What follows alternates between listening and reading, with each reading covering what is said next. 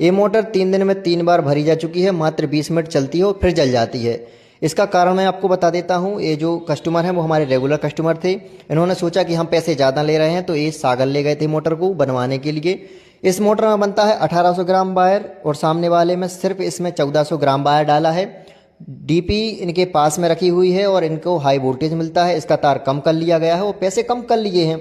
ये 20 minute motor चलती है, उसके बाद ये फिर से रिवाइंड करवाने के लिए जाते हैं, फिर आधे पैसे लगते हैं और फिर देकर आ जाते हैं।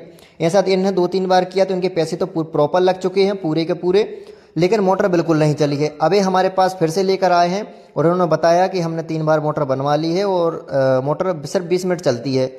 तो दोस्तों इसका जो वायर है वो 1800 ग्राम ही भरना पड़ेगा, क्योंकि डीपी के पास है।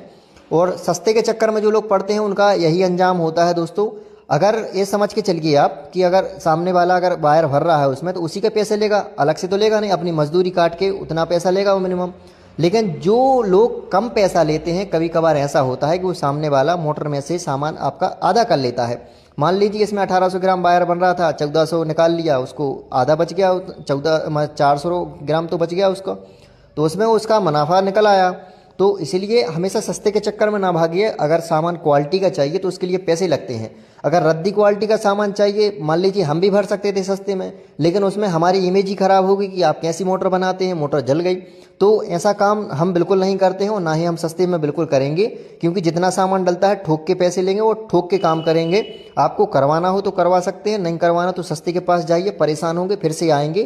क्योंकि जो मशीन होती है उसको जितना प्रॉपर सामान चाहिए, प्रॉपर वायर चाहिए, तो उतना उसको देना पड़ेगा। अगर आप उसमें कंजूसी कर देंगे तो वो मोटर उस प्रकार से चलने वाली नहीं है।